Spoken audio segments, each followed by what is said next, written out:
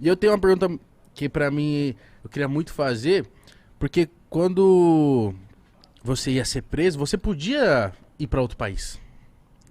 Eu, particularmente, teria ido. Eu falei, caramba, ser preso, perder a sua liberdade é a coisa mais preciosa que a gente tem na vida. Por que você não escolheu sair pra outro O país? Porque te ofereceram, né? querido Igão, é uma coisa. Eu jamais. Eu vou contar uma pequena história para vocês saberem o que eu estou falando. Minha mãe teve 8 filhos. Ela criou esses filhos sozinha, praticamente. Não foram poucas as vezes em que a gente não tinha o que comer em casa. Eu morava no fundo de um bar. O banheiro que a gente utilizava era o banheiro que os bêbados do bar utilizavam. Nossa senhora. Era lá que tinha que tomar banho minha irmã, minha mãe e nós. Eu tinha uma vontade de chupar chiclete de bola. Naquele tempo chamava-se chiclete americano.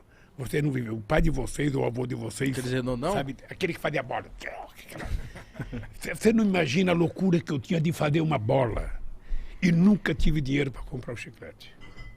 Eu trabalhava quando o meu tio ia no banheiro do bar, ele pedia para mim tomar conta do bar, eu poderia roubar um chiclete e levar para casa.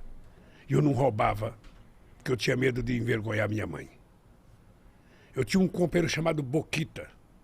Boquita era filho de um cara sergipano, não esqueço nunca. Esse Boquita mascava o chiclete dele o dia inteiro. Quando esse Boquita ia jogar fora, eu pedia para mim. Nossa senhora. Pedia. Não tenho vergonha de dizer isso, não. Pedia o chiclete borrachudo, sabe? Levava para casa, lavava ele, colocava um pouco de açúcar. Botava no E congelador? chupava um pouco. Tá? Eu tinha vontade de comer uma maçã, naquele tempo tinha umas maçãs argentinas, filho, eu tinha vontade de roubar uma maçã. Roubar e sair correndo e comer. Eu não roubava com medo da minha mãe. Sabe? Essa foi a educação que eu recebi da dona Lindu. Aí você não tem noção. Eu jamais imaginei na minha vida que eu ia sofrer o que eu sofri de ataque de corrupção. Com essa gente, com esses bandidos sabendo que eu não tinha feito.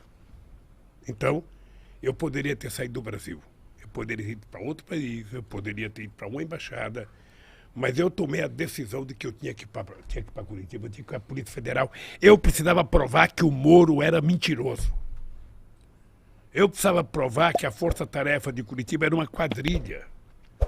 E se eu fugisse, ia aparecer uma fotografia minha, ou fugitivo. E eu não tenho mais idade para isso, cara. Eu tenho um bisneta, eu tinha que honrar a dona Lindu. Então, graças a Deus, eu provei. Tô até hoje, perguntando para esse Moro, diga, tá, o que eu roubei?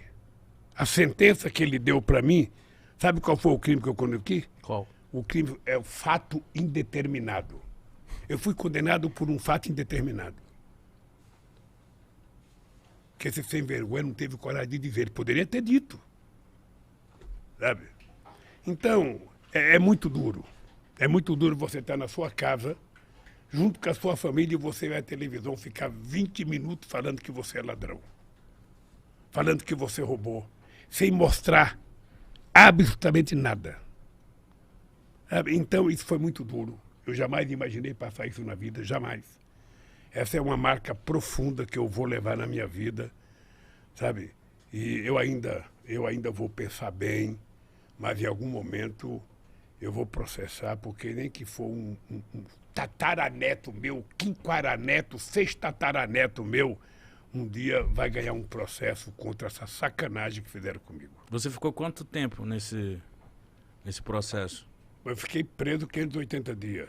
Mas o processo foi 4 anos de denúncia, sabe? E aí eu sou agradecido àquele pessoal que fez a vigília para mim em Curitiba, aquelas pessoas que ficaram lá, embaixo de chuva, embaixo de sol, sabe? Eles cantavam todo dia de manhã para mim, gritavam bom dia, presidente, boa tarde, presidente, boa noite, presidente, durante 580 dias.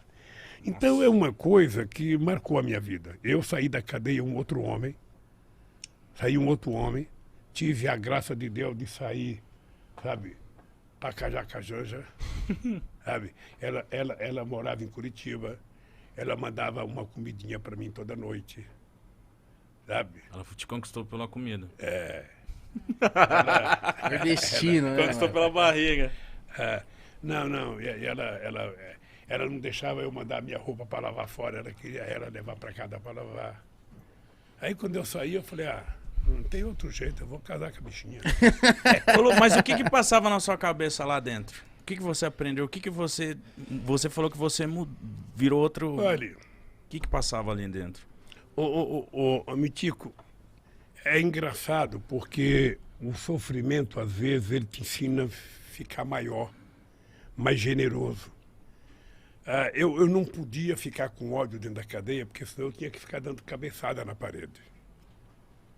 Então eu comecei a ler muito, sobretudo sobre a escravidão, para conhecer um pouco melhor o Brasil. Eu comecei a pensar na minha vida, o que tinha acontecido na minha vida, o que eu já tinha feito. E a solidariedade que eu recebi era muito grande, gente. Nunca tinha acontecido com um ser humano o que aconteceu comigo. Nunca. Sabe, a vigília foi uma coisa muito forte na minha vida. Muito forte. Então, eu saí generoso, eu saí pensando em casar com a Janja e sair da política, sabe? Vou viver minha vida. Mas não tem jeito, sabe? Durou quanto tempo esse pensamento? A política é como uma cachaçinha. Você... Falei, eu não quero, mas tomou a primeira, você vai em frente.